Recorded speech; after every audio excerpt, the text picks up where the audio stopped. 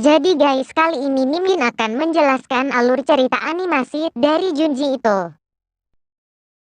Anime ini menceritakan petualangan karakter bernama Shuichi, seorang bocah aneh yang memiliki kemampuan paranormal dan menggunakannya untuk membuat jebakan jahat.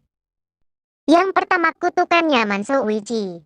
Cerita dimulai dengan anak laki-laki bernama Shuichi lagi memakukan semacam boneka voodoo ke pohon saat anak laki-laki itu memukul paku itu. Di sisi lain kota, Oya teman sekolahnya mulai merasakan sakit perut yang parah. Keesokan paginya di kelas, Shuichi sengaja mendengar dua gadis itu berbicara apa yang terjadi tadi malam tentang Oya yang ditemukan pingsan di jalan dan akhirnya dirawat di rumah sakit. Mendengar itu, Shuichi tersenyum dan mengatakan pada dirinya sendiri bahwa bocah itu sangat sombong dan membutuhkan pelajaran darinya. Sementara di luar, Kuroda dan Akiyama sedang berkelahi. Rupanya ini bukan pertama kalinya mereka berkelahi, sedangkan Shuichi dari jauh sudah merencanakan jebakan berikutnya. Dalam perjalanan pulang, dia menemukan seekor katak terkubur di daunan kering dan membawa katak itu pulang dengan alasan bahwa terlalu dingin di hutan. Setelah tiba di rumah, dia memperkenalkan anggota keluarga baru dan menggunakan hewan itu untuk menakuti kakak perempuannya. Tetapi dia akhirnya dihentikan oleh saudaranya yang mengolok-olok dia dengan mengatakan bahwa Shuichi adalah anak aneh.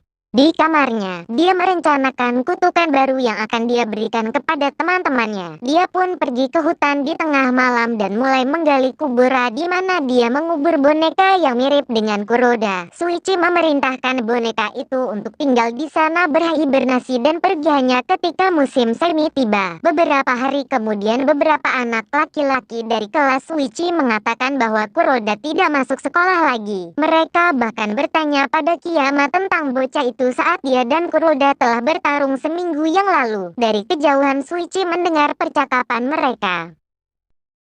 Apa yang tidak dia duga adalah bahwa pria tua yang menjaga hutan akan ikut campur dalam rencananya. Melihat boneka dipaku, pria tua pun mencabut boneka itu. Dan dia pun sangat marah dan bersumpah pada dirinya sendiri bahwa dia akan menemukan orang terkutuk yang bertanggung jawab. Sedikit lebih jauh dari boneka itu, pria juga menemukan boneka lain terkubur dan ia pun mendekati boneka itu. Awalnya pria itu mengira bahwa itu adalah boneka, tetapi ketika dia mendekati, pria tua itu terkejut menemukan bahwa itu adalah seorang remaja yang dikubur hidup-hidup. Keesokan paginya di sekolah, mereka lagi membahas tentang Kuroda yang telah ditemukan pingsan dan dikubur di hutan cedar. Ketika Kuroda bangun di rumah sakit, bocah itu berkata dia tidak ingat apa-apa tentang apa yang telah terjadi. Setelah mendengar itu, Shuichi menjadi sangat marah karena semua niatnya agar Kuroda pergi hanya ada di musim semi. Tetapi karena rencananya tidak berhasil, Shuichi mulai membuat kutukan baru. Kali ini dia melihat tiga teman sekelasnya yang dulunya adalah teman dekatnya. Shuichi memperhatikan bahwa Kawai dan Ishizaka tidak berbicara satu sama lain. Selama percakapan mereka, Shuichi berteori bahwa sesuatu bisa terjadi di antara keduanya.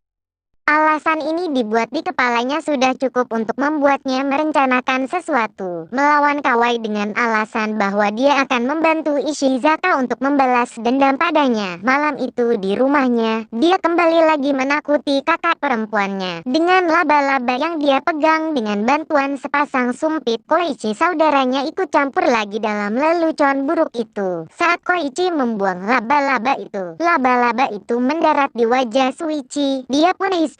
Koichi terkejut menemukan bahwa dia juga takut dengan laba-laba.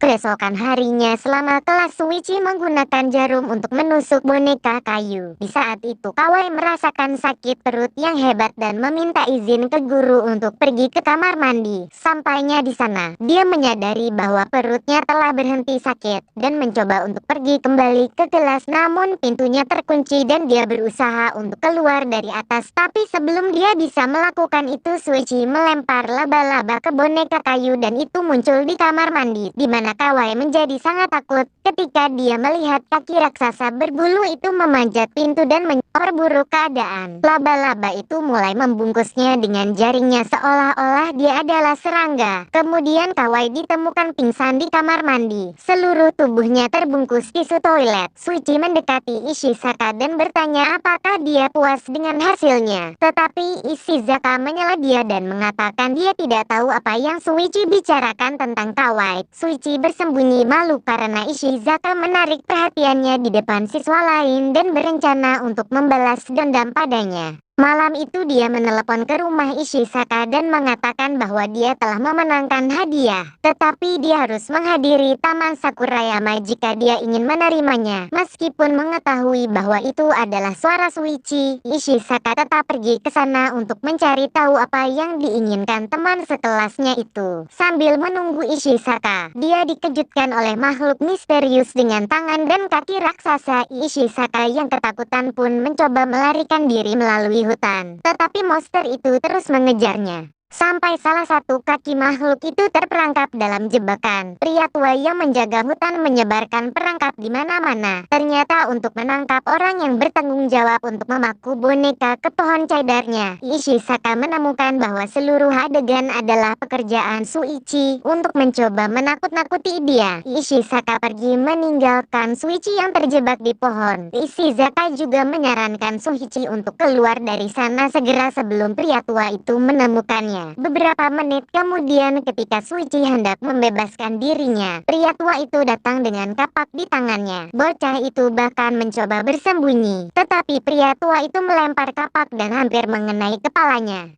Pria tua itu berkata bahwa itulah harga di mana dia telah merusak pohon-pohonnya. Dan dia juga mengatakan kepada Suichi bahwa dia tidak akan bisa keluar dari sana hidup-hidup. Anak itu mulai berteriak putus asa, tapi untungnya kakak laki-lakinya Koichi muncul dan berhasil meyakinkan pria tua itu untuk melepaskan saudaranya. Jika dia tidak mau, dia akan mencelanya karena menyebarkan jebakan untuk manusia di hutan. Kembali ke rumah, Suichi menolak untuk mendengarkan ceramah orang tuanya.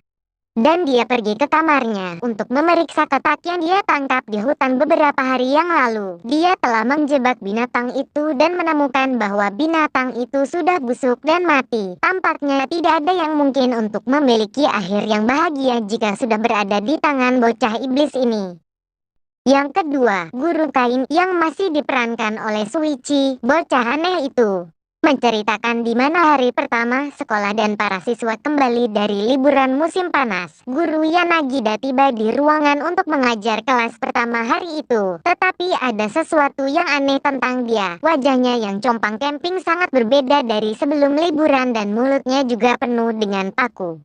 Selama istirahat, Suichi dan Guru Yanagida bermain bersama dengan saling melempar paku dari jauh. Beberapa siswa mengamati dan memutuskan untuk menyelidiki karena Guru Yanagida yang mereka tahu tidak akan pernah berpartisipasi dalam lelucon atau permainan apapun. Selain itu juga penampilannya lebih mirip dengan boneka kain daripada orang. Wakayama perwakilan kelas menanyai Suichi tentang apa yang telah dia lakukan kepada guru itu. Tapi Suichi mencoba melarikan diri untuk menghindari diinterogasi. Wakayama pun menarik celana pendek dan memperlihatkan bagian belakangnya. Suichi akhirnya berhasil melarikan diri, tetapi dia sangat marah dengan Wakayama. Dia kemudian memikirkan cara untuk menghukumnya karena rasa malu yang dia berikan padanya.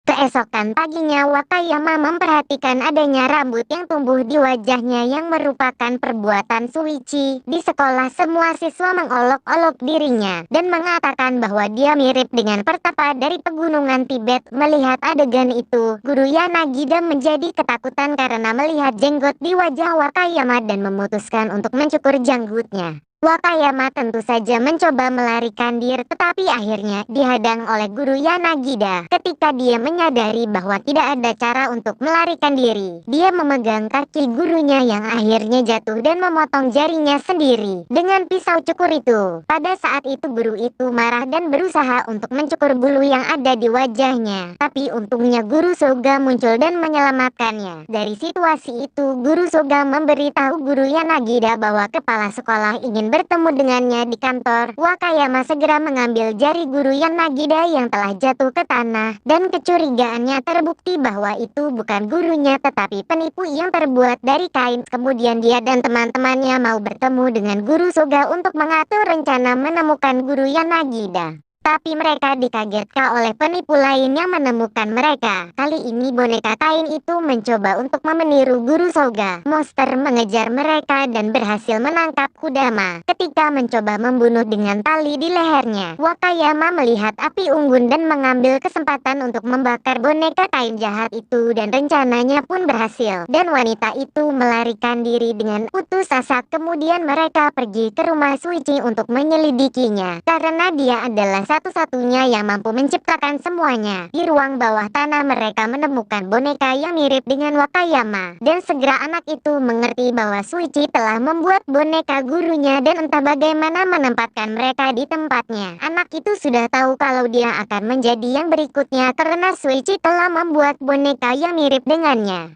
Kudama mencoba untuk menghancurkan boneka itu, tetapi Wakayama lebih memilih untuk membiarkan Suichi melanjutkan rencananya, sehingga mereka dapat mengetahui apa yang terjadi pada guru Yanagida yang sebenarnya. Suichi membuat persiapan akhir untuk boneka Wakayama, tetapi saudara laki-lakinya datang tepat pada waktunya dan menanyai dia tentang boneka aneh itu. Suichi pun melarikan diri seperti biasa sehingga dia tidak perlu menjelaskan, dan boneka itu mengejarnya. Lalu boneka guru Yanagida muncul dan memanggil Suichi untuk bermain paku bersamanya. Suichi menyangkalnya dan mengatakan bahwa ada sesuatu yang lebih menarik menunggunya di halaman sekolah. Wakayama kehilangan kekuatannya. Boneka sialan itu sudah mulai menyedot jiwanya yang mengerikan, dan akan segera menangkap boneka itu. Ketika boneka itu berlari melewatinya, dia mengejarnya dan menghancurkannya dengan mengatakan bahwa dialah yang membakar wajahnya. Segera setelah Suichi muncul melarikan diri dari guru Yanagida, boneka itu terus menembakkan paku ke Suichi,